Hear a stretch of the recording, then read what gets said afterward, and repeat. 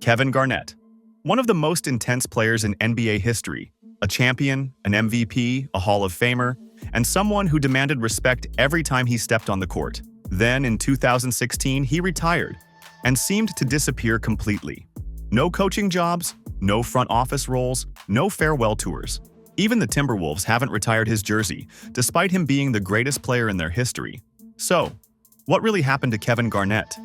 Why did he walk away from the NBA so quietly? And what is he doing now in 2025? These are questions every basketball fan has asked. If you love stories like this, make sure to hit the like button and subscribe to Nylon. Over 98% of you watch without subscribing, and it costs nothing, but it helps us make more videos like this. Are you ready to dive into the life of one of the most intense players the game has ever seen? Let's find out the full story of Kevin Garnett. Early life and high school stardom. Kevin Maurice Garnett was born on May 19, 1976 in Malden, South Carolina. But his basketball story really started when he moved to Chicago as a teenager. There, he enrolled at Farragut Career Academy, a school known for its strong sports programs. It was at Farragut that Kevin began to shine, not just as a talented player, but as someone who would change basketball forever. By 1995, Kevin had become unstoppable. He was named a McDonald's All-American and earned the National Player of the Year award. Most players in his position would take a college scholarship and play in college first, but Kevin did something daring. Instead of going to college like almost every top prospect, he declared for the NBA draft straight from high school. Back then, this was almost unheard of. Kevin Garnett was about to make history. NBA beginnings. Minnesota Timberwolves. On June 28, 1995, the Minnesota Timberwolves picked Kevin Garnett with the 5th overall pick in the NBA draft. At just 19 years and 11 months old, he became the youngest player ever in NBA history and the first player drafted straight out of high school in 20 years. Many experts doubted him, predicting he might struggle with the speed and physicality of the NBA. Kevin's rookie season was tough. The Timberwolves were not a strong team, and he had to adjust quickly. But even in those early games, fans could see flashes of his brilliance. By his second season, Kevin was already starting to dominate, showing the intensity, skill, and versatility that would define his career. In 1997, at only 21 years old, Kevin signed a 6-year, $126 million contract with Minnesota, the biggest in NBA history at the time. From that moment, it was clear. The Timberwolves had a superstar, a player who could change the franchise's future and leave a mark on the league. Peak in Minnesota. Over the next 7 seasons, Kevin Garnett became nearly unstoppable. He made his first All-Star team in 1997, and by the 2003-04 season, he had reached the peak of his career. That year, Kevin averaged 24.2 points, 13.9 rebounds, 5 assists, 2.2 blocks, and 1.5 steals per game. He won the NBA MVP award and led the Timberwolves to the Western Conference Finals, a milestone the franchise had never reached before. Kevin carried Minnesota on his back like no one else had. Fans cheered his talent, but the team struggled to build a championship-worthy roster around him. From 2005 to 2007, the Timberwolves missed the playoffs completely. Even with Kevin delivering incredible individual performances, the franchise couldn't give him the support he needed to compete at the highest level. It was a reminder that basketball is a team sport.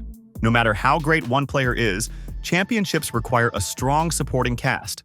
Kevin's brilliance was undeniable, but the Timberwolves couldn't turn it into lasting success. Tragedy and frustration. In May 2000, Kevin Garnett faced a personal tragedy. His close friend and teammate, Malik Sealy, was killed by a drunk driver shortly after Kevin's 24th birthday. The loss hit him hard and changed the way he viewed life and basketball. His drive to win never faded, but this heartbreak added a deeper emotional intensity to everything he did on the court. By 2007, after 12 seasons carrying Minnesota on his shoulders, Kevin was frustrated. The Timberwolves had never been able to build the championship-level team he dreamed of. He wanted to win more than anything, but he realized that achieving a title might require leaving Minnesota and finding the right opportunity elsewhere.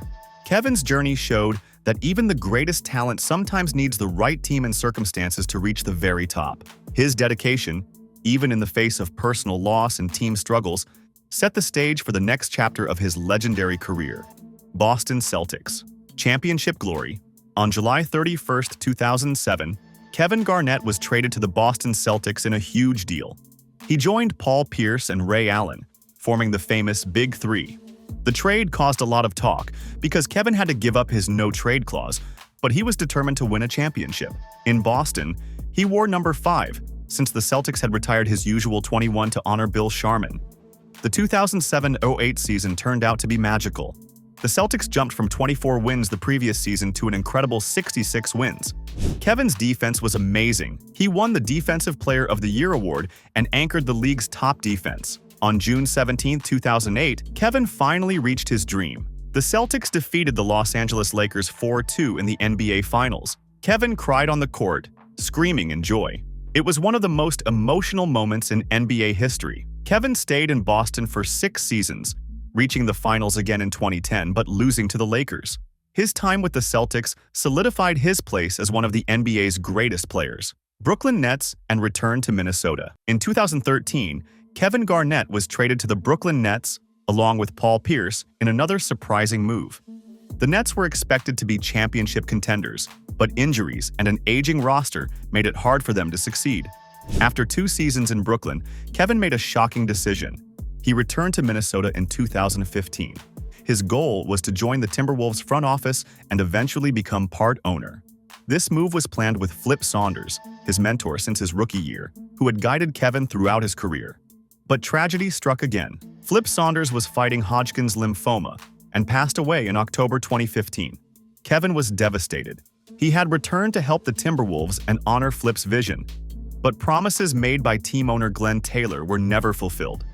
This betrayal left Kevin frustrated and hurt, marking a difficult chapter in the legendary player's post-playing career. Retirement and quiet exit. On September 23, 2016, Kevin Garnett announced his retirement after an incredible 21 seasons in the NBA. His final game had actually been on April 13, 2016, a playoff loss to the Houston Rockets, which also happened to be his 40th birthday. Unlike many other superstars, Kevin didn't have a farewell tour, a big ceremony, or a celebration. He simply walked away, leaving fans wondering why he chose such a quiet exit. The reason was clear. Kevin was in conflict with Timberwolves owner Glenn Taylor. Before returning to Minnesota in 2015, Kevin had been promised a front office role and a chance to eventually become part owner of the team. But after the death of his mentor Flip Saunders, those promises disappeared. Feeling betrayed, Kevin refused to be involved with the Timberwolves while Taylor was in charge. This quiet, frustrated exit showed that sometimes even the greatest players walk away when trust is broken. Life after basketball. After retiring, Kevin Garnett briefly tried his hand at broadcasting with TNT. He hosted a show called Area 21, where he shared his thoughts on basketball, interviewed players, and let his personality shine. The show ran for 3 seasons, but it didn't really catch on. Kevin's raw and intense style, which made him such a force on the court, didn't always fit mainstream television. Around the same time, Kevin faced serious financial challenges. He had invested $77 million with financial advisor Charles Banks IV, who turned out to be a fraudster and cheated him, along with other athletes. Kevin lost most of that money and was even forced to sell his $20 million Malibu mansion. These setbacks were tough, leaving him frustrated and cautious. But instead of giving up, they fueled Kevin's determination to find success off the court, showing that his drive extended far beyond basketball. Building a business empire. Despite the setbacks, Kevin Garnett built a successful business life after basketball. He started the KG Certified podcast, now with 190 episodes, featuring interviews with top sports figures and NBA insights. In 2021, he co-founded Gaming Society, a platform that mixes sports, gaming, and sports betting education. Kevin is also a BetMGM ambassador and owns stakes in sports media and betting ventures. Through his production company, Content Cartel Studios, he made the Showtime documentary Kevin Garnett, Anything is Possible. Today, his net worth is around $120 million earned through smart investments, not just his NBA career, and inspires generations. Kevin Garnett didn't vanish. He chose to step away from the NBA on his own terms. Since retiring, he's quietly built a new empire, showing that passion, hard work, and reinvention don't end when your playing days are over. If you enjoyed Kevin's story, don't forget to hit the like button and subscribe to Nylon for more stories like this. Which other NBA legends' post-career journeys would you like us to explore next? Share your thoughts in the comments. We'd love to cover them. Even though Kevin Garnett has left the court, his intensity, drive, and impact live on. From basketball to business, his legacy continues to inspire. What lesson do you take from Kevin's journey? How do you think true greatness extends beyond the game?